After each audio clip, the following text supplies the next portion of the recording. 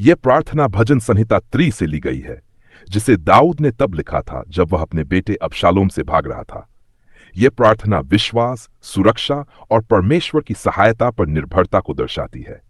इसे एक पादरी की दृष्टि से समझाने का प्रयास करते हैं। वाओ वेन यू पद। यहां दाऊद अपने संकट का वर्णन कर रहा है। वह कहता है कि उसके शत्रु बहुत बढ़ गए हैं और वे ये कह रहे हैं कि परमेश्वर भी उसकी सहायता नहीं करेगा।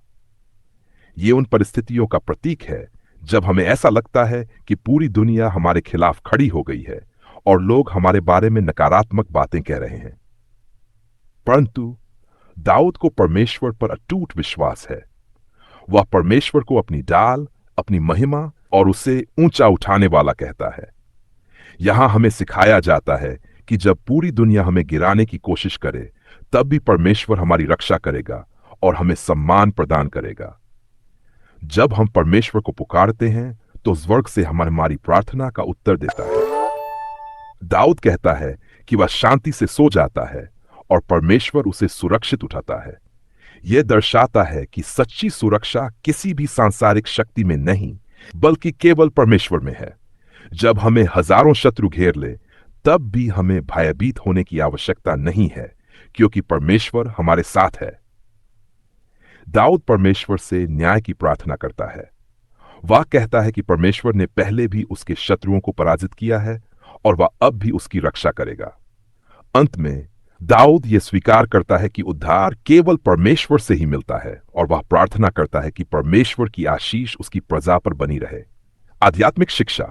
अन संकट में भी परमेश्वर पर विश्वास बनाए रखें। बी जब लोग हमें कमजोर समझें, तब भी हमें परमेश्वर की शक्ति पर भरोसा करना चाहिए। सच्ची सुरक्षा परमेश्वर में है, न कि संसार की चीजों में। उद्धार केवल परमेश्वर की ओर से ही मिलता है, इसलिए हमें उसी पर निर्भर रहना चाहिए। यह प्रार्थना हमें सिखाती है कि चाहे कितनी भी कठिनाई क्यों ना आए, परमेश्वर हमारे साथ है और वह हमें सम्मानित करेगा और हमारी रक्षा करेगा। हे स्वर्गीय परमेश्वर, मैं तेरा धन्यवाद करता हूं कि तू मेरी ढाल, मेरी महिमा और मेरा सिर उठाने वाला है। जब संसार मेरे विरुद्ध खड़ा होता है, जब लोग कहते हैं कि मेरा कोई सहायक नहीं, तब भी मैं तुझ पर विश्वास करता हूं, क्योंकि तू मेरी रक्षा करने वाला है।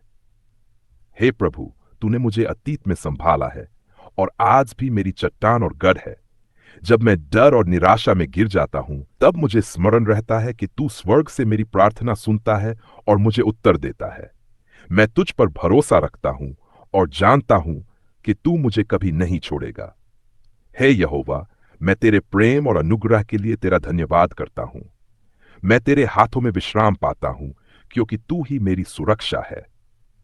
चाहे हजारों विपत्तियां मेरे चारों ओर क्यों न हो, मैं तुझ पर निर्भर रहता हूं, क्योंकि तूने मुझे संभालने की प्रतिज्ञा की है।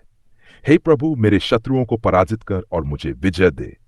मेरी आत्मा को बल दे, मेरे मार्ग को सीधा कर और अपने अनुग्रह से मुझे भर दे। तेरा उद्धार ही मेरा बल और आशा है।